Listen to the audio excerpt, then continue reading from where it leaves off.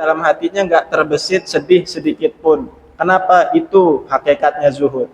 Kalau saya tiap hari masih sezuhud-zuhudnya saya, tiap hari saya masih mikirin kepala ikan. Kalau nggak dapat kepala ikan, saya masih pusing. Kalau nggak dapat kepala ikan, saya masih pusing. Jadi itu guru saya lebih zuhud dari saya.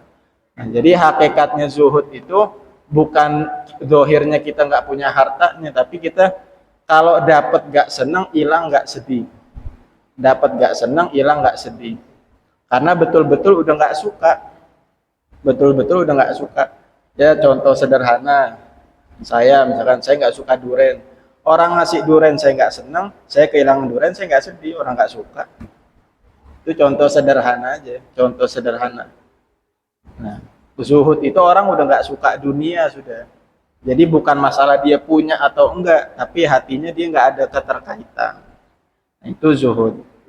Itu zuhud. Nah, tadi pelajaran dari hadis tadi, jadi orang itu harus zuhud supaya tidak terjerumus ke cinta dunia yang menyebabkan kepada berbagai maksiat.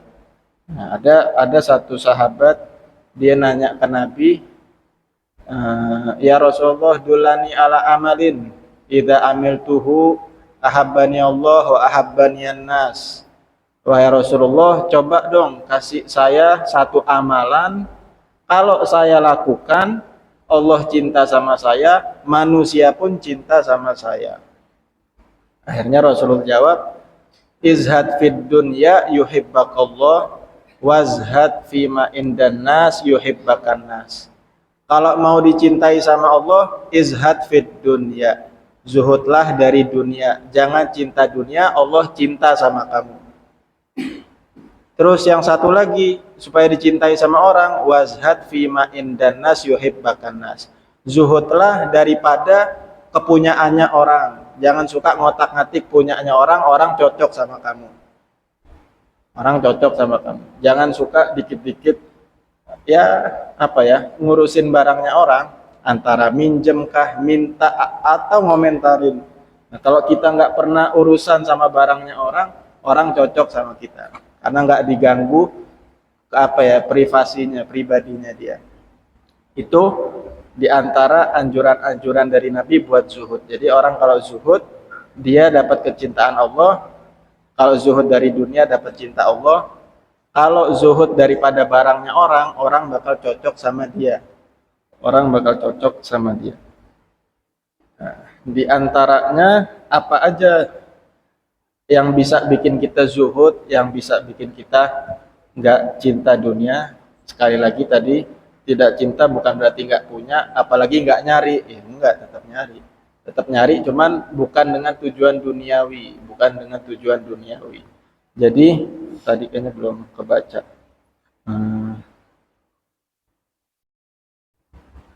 Ya. Lanjutannya dari wa inna ma yakunu hubbud dunya madmuman idza atharat syahwatun nafas wal istighal bi ghairil haq subhanah. Tapi cinta dunia yang enggak bagus tadi tuh yang mengarahkan kepada maksiat, itu cinta dunia yang sekiranya bikin kita lupa sama Allah, lupa sama akhirat dan seterusnya.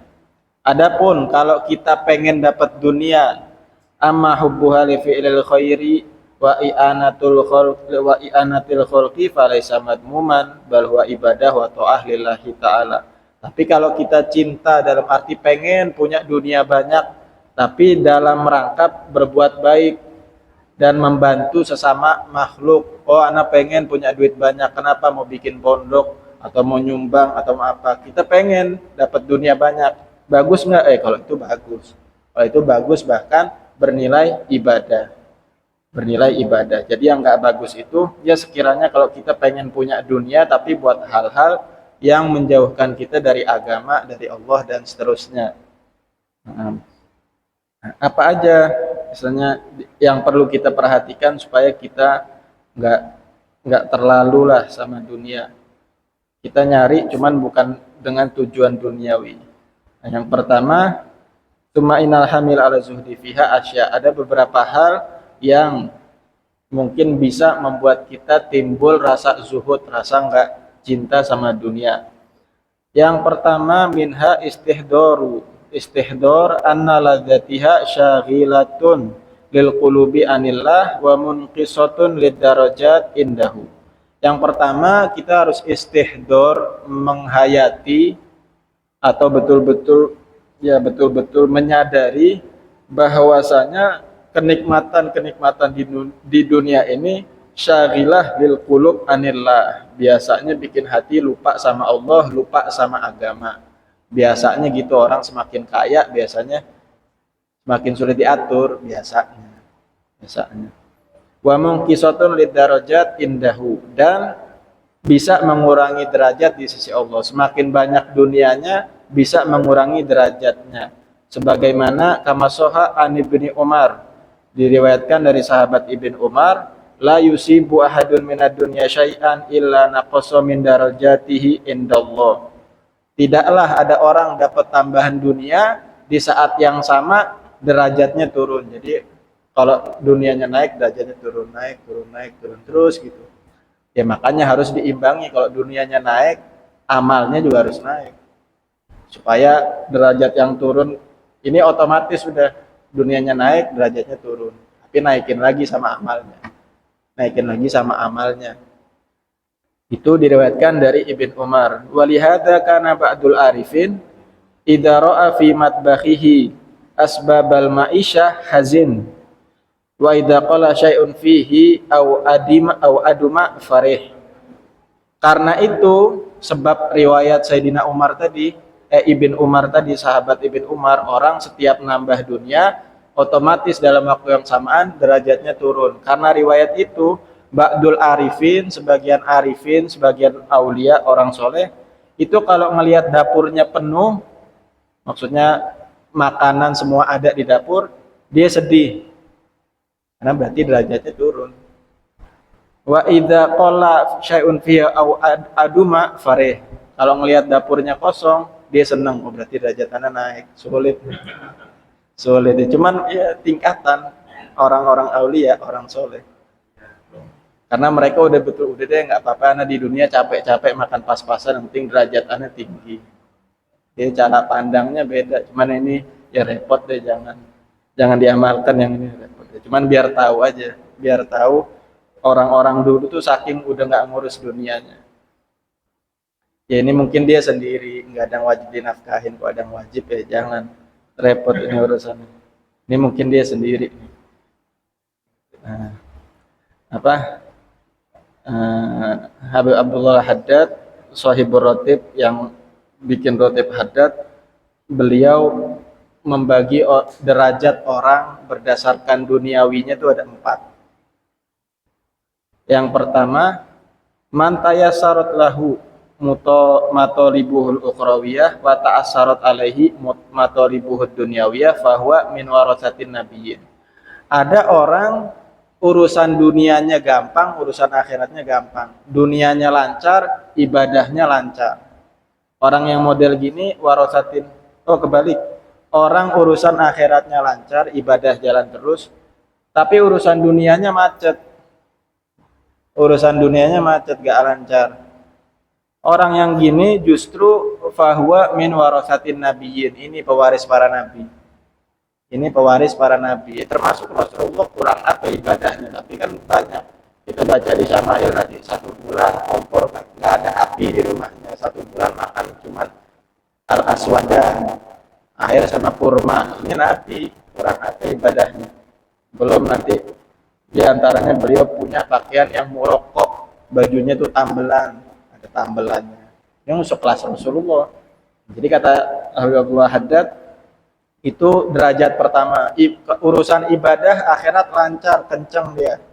Tapi urusan dunia macet. Ini model orang warasatun nabiyyin, pewaris para nabi. Jadi sebenarnya nggak perlu saya udah sholat, kok rezekinya macet, ya sudah, pewaris para nabi. Ini nggak usah bingung. Sholatnya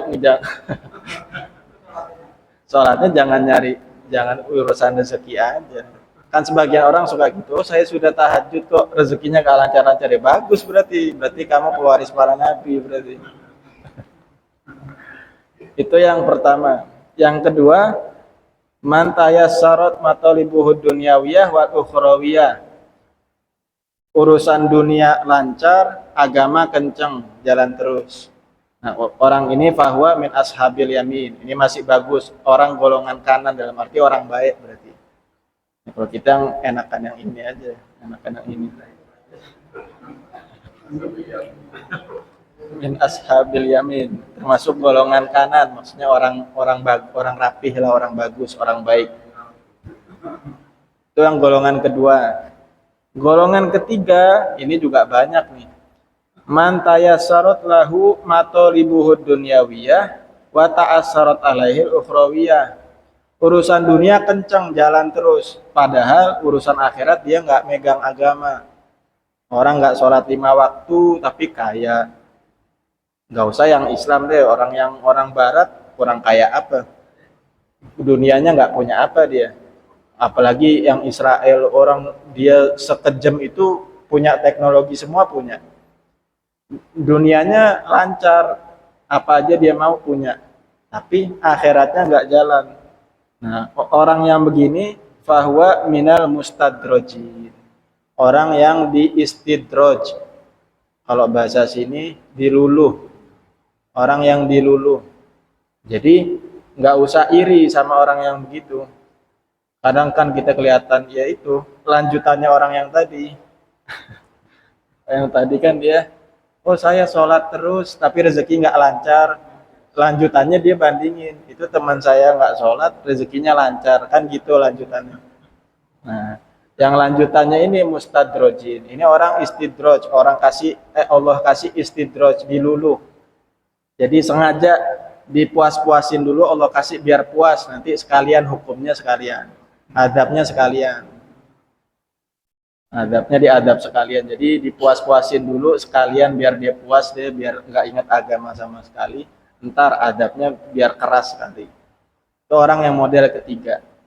Jadi memang ada, dan itu bukan bukan kemuliaan, justru dia sebenarnya lagi tertipu. Agama nggak diamalkan tapi rezeki lancar. Jadi hati-hati, itu bahaya. Orang yang agama nggak dipegang, rezeki lancar, itu dalam bahaya dia. Dia sebenarnya dalam bahaya. Yang keempat, ini yang sebenarnya mestinya sudah ketebak nih kan. Ini kan diputar-putar aja. Yang pertama tadi ibadah lancar, rezeki nggak lancar. Yang kedua, ibadah sama rezeki lancar. Yang ketiga dibalik, rezekinya lancar, ibadahnya enggak. Yang keempat, enggak dua-duanya. Man ta'assarat alaihi matalibul ukhrawiyah wa dunyawiyah. Urusan dunia enggak lancar, urusan agama enggak dipegang. Enggak dua-duanya. La ilaha ula wa la ilaha ula, enggak dua-duanya. Nah, orang yang model gini fahuwa minal mamkutin. Memang orang yang sudah dapat murkanya Allah. Sudah dapat maktullah, kemarahan Allah atau murkanya Allah, ya sudah. Enggak enak dua-duanya deh. Dunia enggak enak, akhiratnya enggak enak lagi. Nah, itu yang paling rendah. Itu derajat yang paling rendah. Nah, jadi itu pertama tadi, dunia itu begitu, dia semakin bertambah dia bisa mengurangi derajat. Itu tadi urutan derajat-derajat berkaitan sama status dunia seseorang. Terus tadi lanjutannya, yang kedua di antara perkara yang membuat kita bisa zuhud itu dunia itu anna halalaha hisab wa haramaha adzab. Dunia itu yang halalnya aja dihisab, yang halalnya dihisab, ada pertanggungjawabannya. Wa haramaha adzab, yang haramnya adzab. Jadi istilahnya kalau kita mau menggebu-gebu dunia, itu perkataan singkat, halalnya dihisab, haramnya diadab. Jadi ngapain mau mengumpulkan banyak-banyak, ya harus siap dihisab banyak kalau halal. Kalau dapatnya halal, dapatnya haram ya berarti siap adabnya banyak. Sehingga udah izhad fid dunya, yang zuhud aja seperlunya aja, nggak usah sampai ditumpuk-tumpuk segimana. Karena ujung-ujungnya repot, Nah, ini sebenarnya masih ada lagi, cuman tak baca yang hisab ini. Ada satu Imam Ghazali, beliau menceritakan gambarannya orang dihisab di akhirat urusan harta nih. Imam Ghazali meriwayatkan, syarul aghniya yaumal qiyamah arba'u firaq. Jadi golongan orang kaya di hari kiamat tuh nanti ada model hisapnya ada 4 model. Orang kaya di akhirat nanti pas model hisapnya ada 4. Yang pertama, rojulun jama'a malan min haram wa anfaqahu fi haram fayuqalu idhabu bihi finnar. Ada model orang pertama, dia nyari hartanya pakai cara haram, dipakainya buat yang haram. Yang model gini langsung idhabu fihi finnar, bawa ke neraka dia udah jelas, nggak ada baiknya nyarinya cara haram, dipakainya buat yang haram juga. Orang yang model kedua, warajulun jama'a malan min haram wa anfaqahu fi halal. Orang nyari hartanya pakai cara haram, tapi dipakainya buat yang halal. Nyarinya haram, walaupun dipakainya halal, tetap dikatakan kepada dia, idhabu bihi finnar. Tetap ujung-ujungnya bawa lagi ke neraka.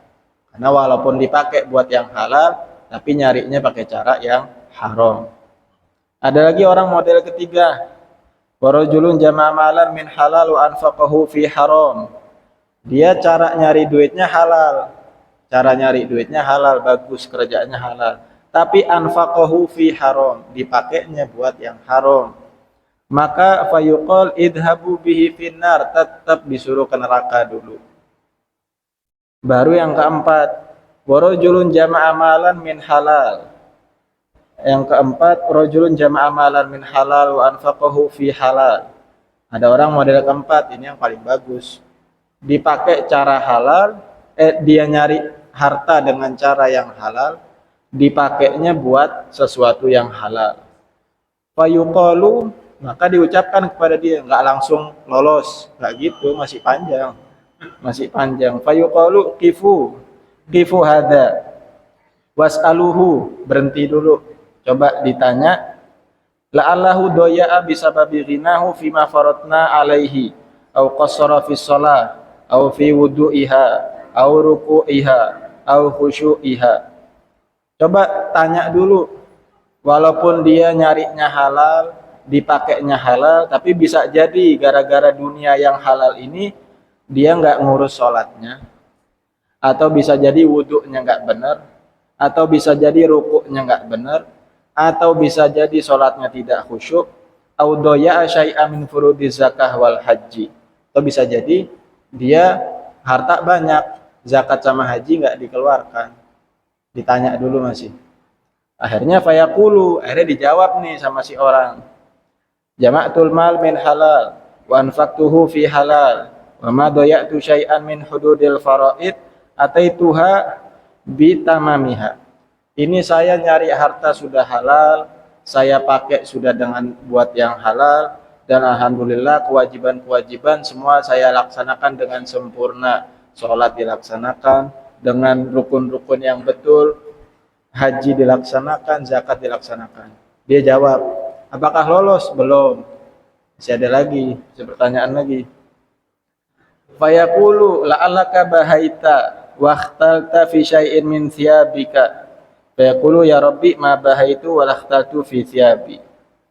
Akhirnya, oh bisa jadi kamu ya sudah melaksanakan semua, tapi bisa jadi sombong melaksanakannya.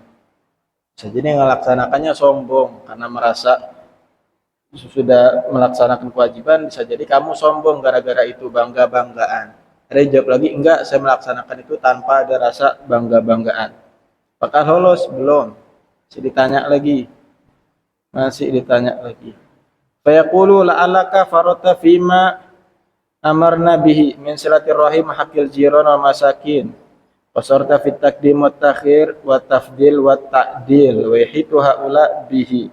Oh bisa jadi kewajiban sudah dilaksanakan eh, tanpa berbangga-banggaan, tapi bisa jadi kamu lalai, nggak peduli sama silaturahim, nggak peduli sama tetangga, nggak peduli sama orang miskin, padahal harta banyak.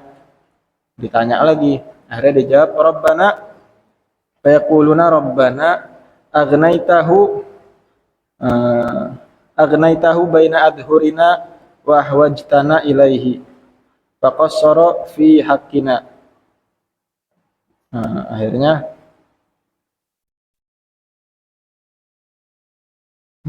fa in dhaharat taksiru duhiba bihi ilan nar wa illa qila.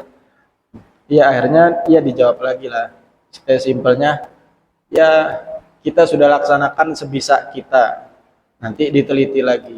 Kalau seandainya memang sudah nggak ada kelalaian, baru dia lolos. Baru dia lolos. Tapi seandainya itu nanti ada lagi pertanyaan lagi. Kif hatil an syukra kulli lukmah wa kulli syurbah wa kulli aklah wa kulli laddah. Ayo coba kamu sudah kewajiban sudah, terus nggak berbangga-banggaan, sudah peduli sama sekitar. Coba tunjukkan kamu selama di dunia pernah nggak apa bukti rasa syukurmu terhadap setiap satu suap makan, satu teguk minum dan lain-lain. Alhasil banyak pertanyaannya. Alhasil banyak pertanyaannya kata Imam Ghazali, fala yazalu yus'al. Pokok banyak pertanyaan-pertanyaannya. Itu yang nyarinya halal dipakainya halal. Masih ribet begitu. Itu pun sama Imam Ghazali dilanjutkan lagi. Fahadha halul agniya as-solihin al-qaimin bihuquqillahi ta'ala. Ini yang saya ceritakan, ini nanti keadaannya orang kaya yang soleh. Keadaannya orang kaya yang soleh. Kata Imam Ghazali. An yatula wukufuhum fil aradot. Fa kaifa halul mufritin al-munhamikin fil haram wa syubuhat al-mutakatsirin bihi al-mutana'imina bisyahawatihim. Nah, gimana lagi kalau orang kaya yang nggak megang agama, orang hartanya banyak, agama nggak dijalankan, lebih kayak gimana lagi tuh keadaannya? Ini yang keadaannya soleh aja begini. Itu diantara yang diriwayatkan Imam Ghazali. Jadi semua nggak usah bercita-cita punya ini itu karena intinya ribet, intinya bakal ribet. Jadi yang seperlunya aja, yang sekiranya bisa memenuhi kewajiban dan ibadah bisa tenang. Insya Allah cukup. Mudah-mudahan bisa jadi ilmu yang bermanfaat di dunia dan akhirat. Ala hadiniyah wa ala kulli niyatin salihah wa ila hadratin Nabi Muhammadin sallallahu alaihi wa alihi wasallam. Al-Fatihah.